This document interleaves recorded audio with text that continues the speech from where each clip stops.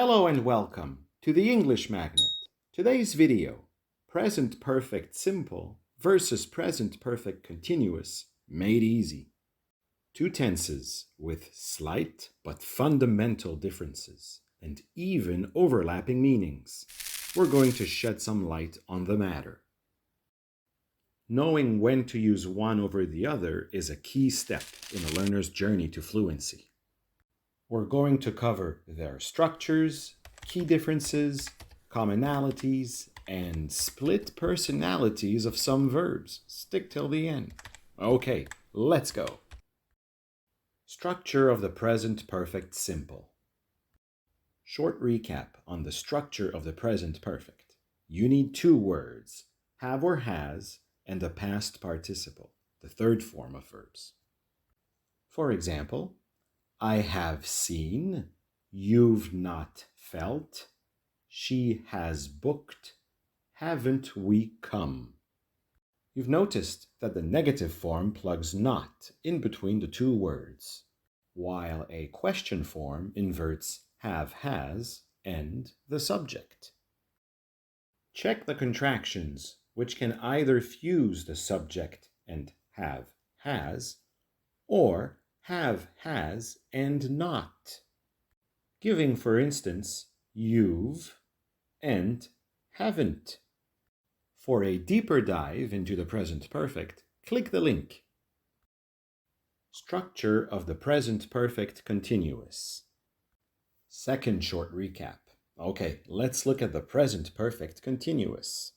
This tense requires three words, have or has, plus been, plus a present participle, also known as the ing form. For example, I have been seeing, you've not been feeling, she has been booking, haven't we been coming? No irregular verbs here. Pretty sweet, eh? As you can see, have is for I, you, we, and also they, while has is for she, but also he and it. Been never changes, regardless of the subject. And you finish with a present participle, which is the ing ending you add to your verb. Just remove the final e, come, coming, unless there are two e's, see, seeing. The negative and question forms are similar to the present perfect simple. Not comes after have or has, and you swap the order of the subject and have has when asking a question.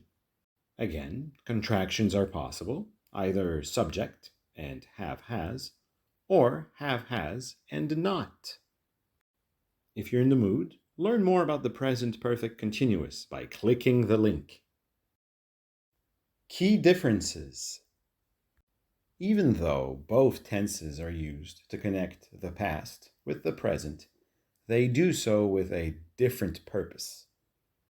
The present perfect simple is outcome-oriented, while the present perfect continuous looks more closely at the ongoing activity. It's kind of like in the kitchen. Some people thoroughly enjoy the cooking process, representing the present perfect continuous. And other folks focus more on the cooked dish on a plate. That's more like the present perfect simple. So outcome or process, which category do you fall into? Now, let's compare different subcategories with some examples. 1. Completed action versus ongoing action. The present perfect looks at a finished action, while the continuous form relates to an unfinished action. Example, I've read this book, it's riveting. The reading is done and linked to the present as it might be recommended to someone. I've been reading this book, it's riveting. Here, the reading is not done. The ongoing action continues, so perhaps we shouldn't give away the ending. 2. Recent past action versus cause of a current situation. The present perfect is used to emphasize the recency of the past action, while the present perfect continuous is used to explain the current situation. The latter has a strong cause and effect correlation. Example: Sylvia has just written the report. She is going home to rest. The writing ended not long ago, and now Sylvia is leaving. Sylvia has been writing the report. That's why she's exhausted. Here, the writing explains why Sylvia is exhausted at the moment. These two examples are seemingly interchangeable. However, they highlight different elements. The present perfect simple focuses on the completion of the action, while the present perfect continuous gives a reason to Sylvia's current state of fatigue. Besides, in the second example, poor Sylvia might not be done with the report. Tough luck.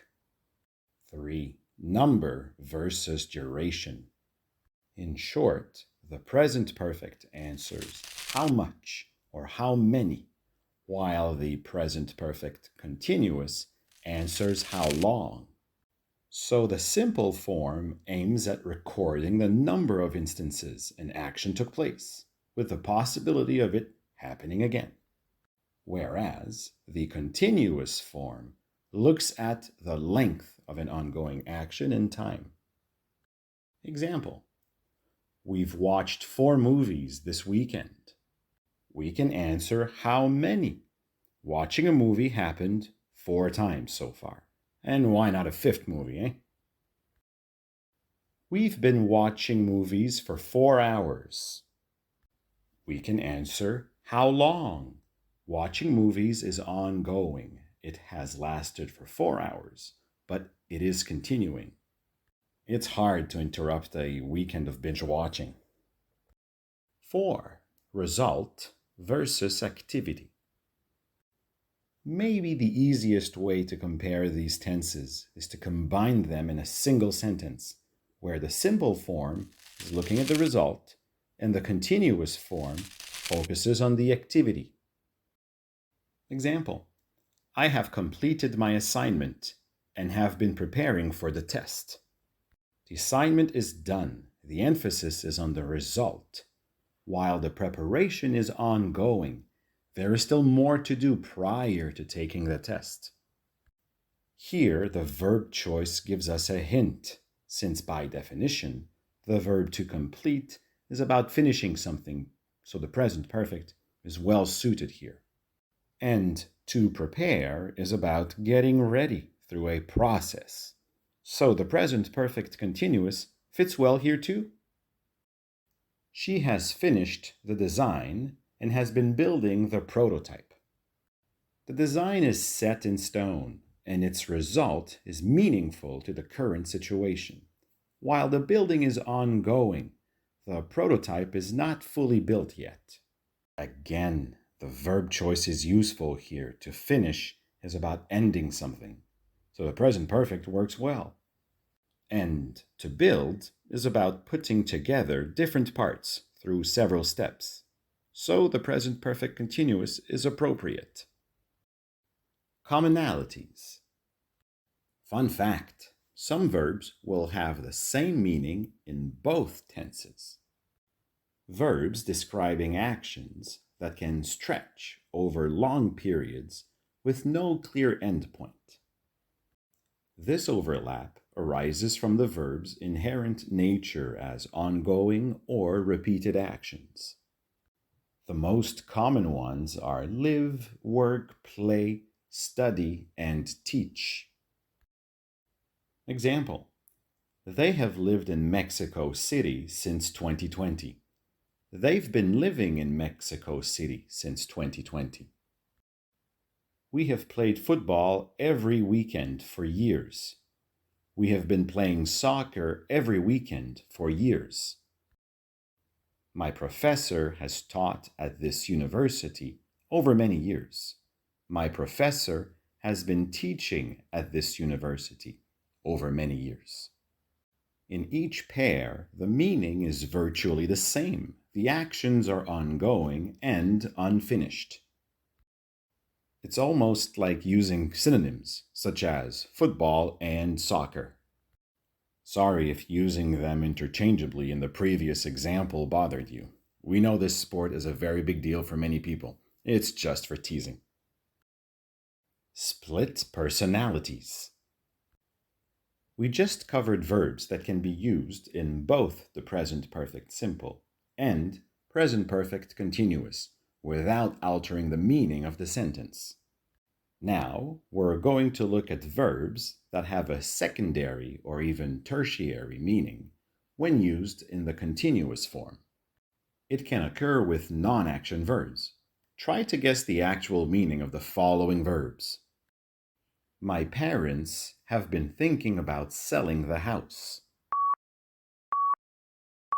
It means my parents are considering selling the house. My friend has been seeing someone for a month now. It means my friend is meeting or dating someone. I've been having a lot of fun at the amusement park today. It means I am experiencing a good time.